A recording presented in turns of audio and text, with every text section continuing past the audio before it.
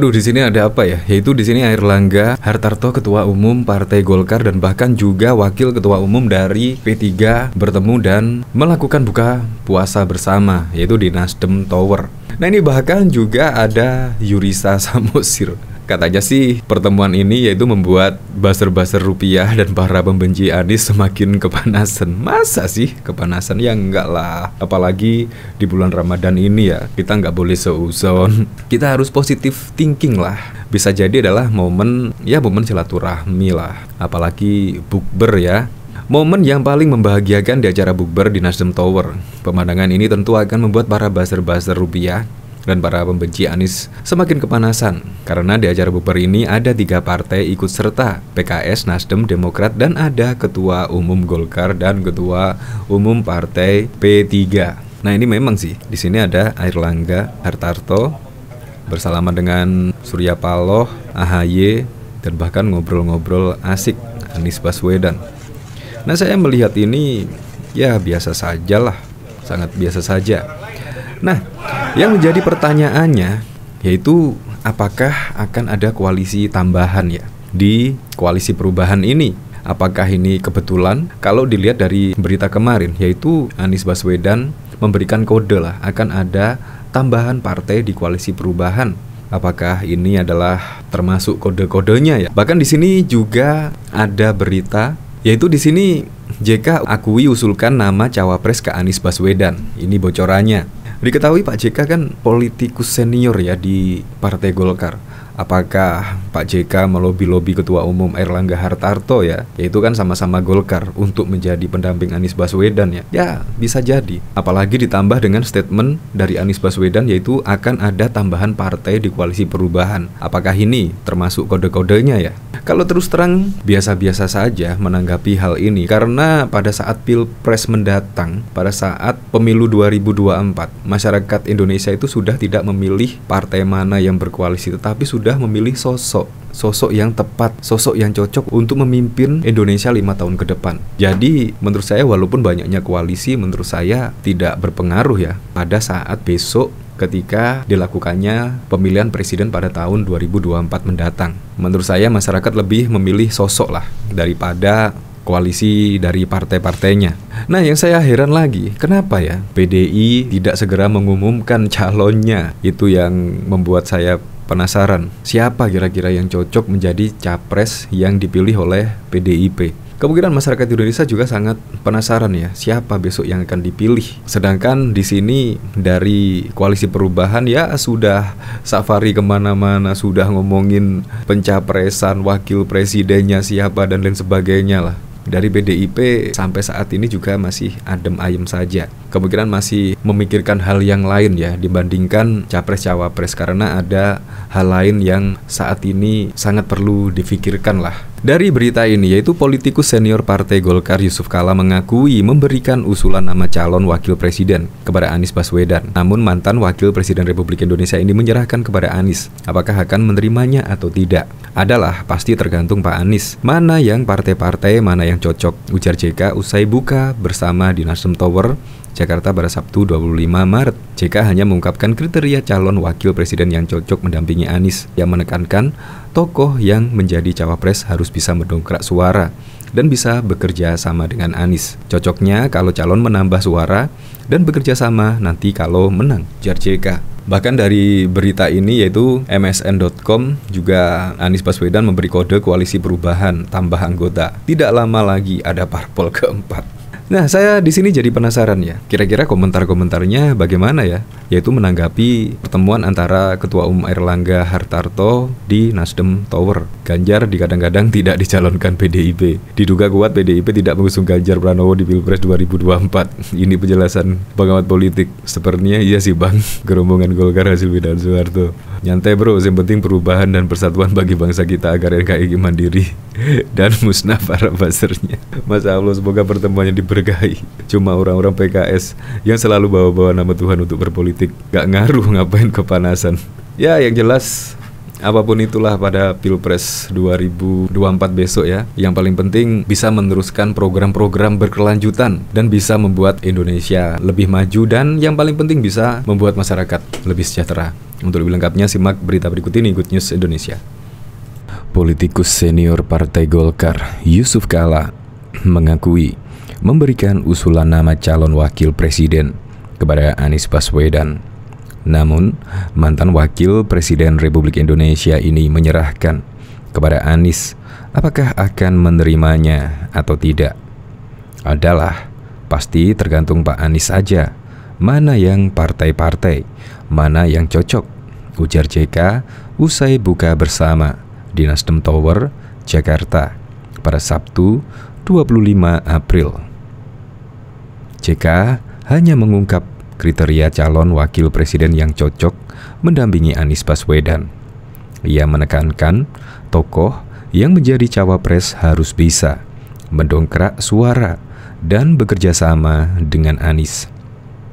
Cocoknya kalau calon menambah suara dan bekerja sama nanti kalau menang, kata JK. Namun, JK belum mau menjawab apakah nama yang diusulkan kepada Anies adalah Gubernur Jawa Timur Khofifah Indar Parawansa. Belum, kata JK singkat. Sebelumnya, Partai Nasdem menggelar buka puasa bersama di Nasdem Tower, Jakarta pada Sabtu 25 Maret. Ketua Umum Nasdem Surya Paloh, bakal calon presiden Koalisi Perubahan Anies Baswedan, Ketua Umum Demokrat Agus Harimurti Yudhoyono AHY, politikus senior Golkar Yusuf Kala, sampai Ketua Umum Golkar Airlangga Hartarto duduk satu meja. Terlihat Anies dan AHY duduk bersebelahan. Di sebelah Anies secara berurutan ada Surya Paloh dan Yusuf Kala. Di samping JK ada Sekjen PKS Habib Abu Bakar Al-Habsyi. Kemudian ada Wakil Ketua Umum P3 Rusli Effendi di sebelahnya. Di samping kiri AHY ada Bendahara Umum Nasdem Ahmad Sahroni dan Imam Besar Masjid Istiqlal. Terlihat Anies, AHY, dan Paloh asik berbincang.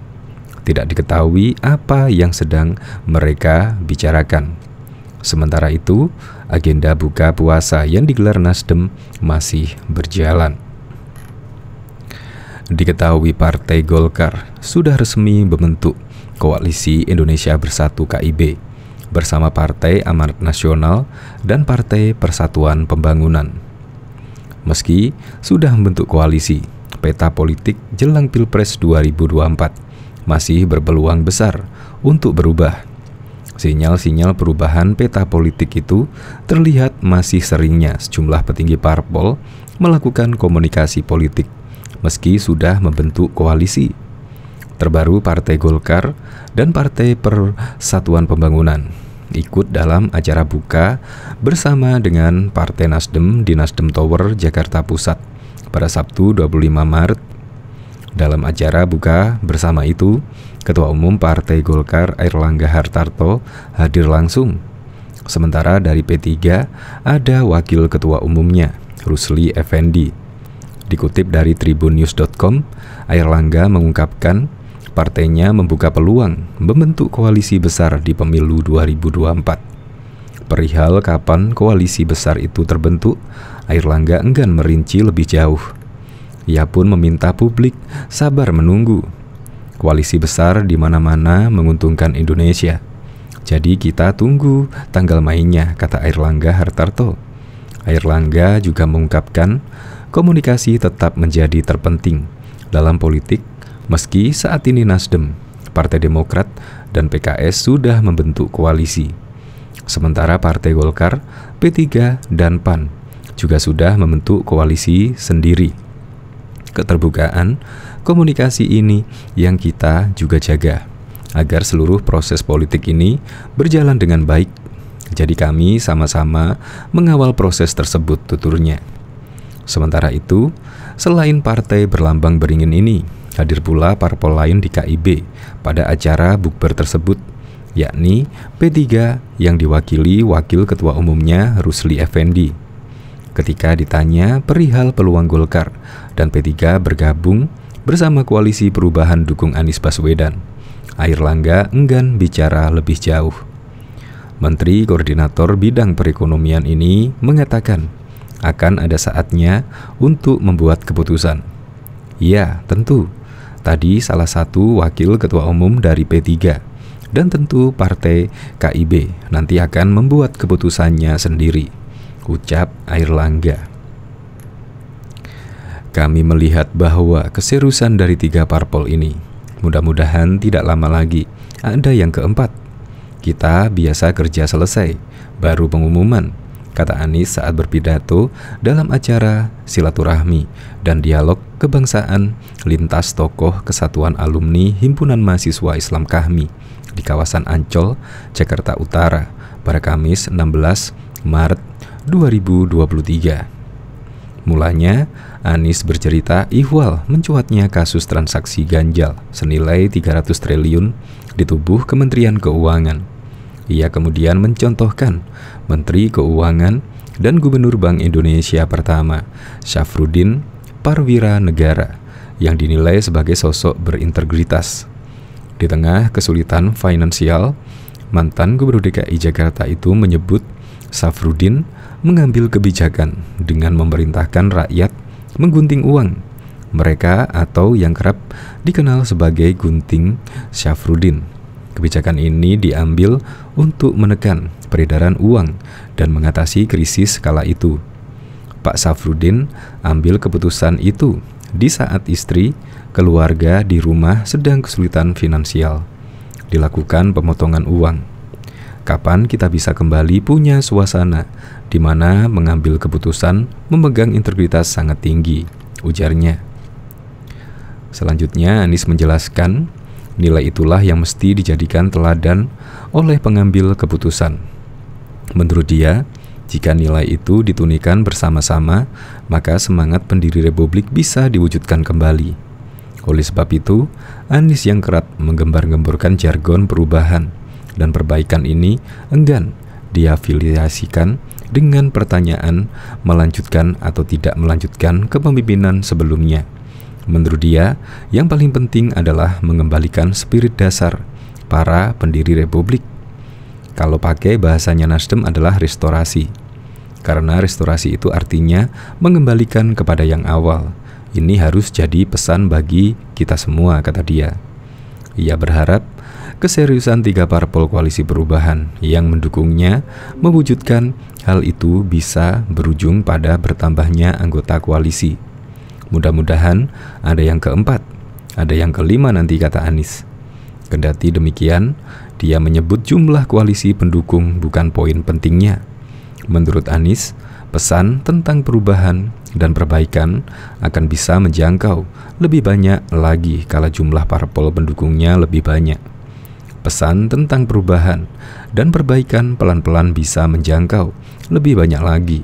Dan harapannya kami jadi jalur pengandaan pesan perubahan di seluruh dunia, ujar Anies.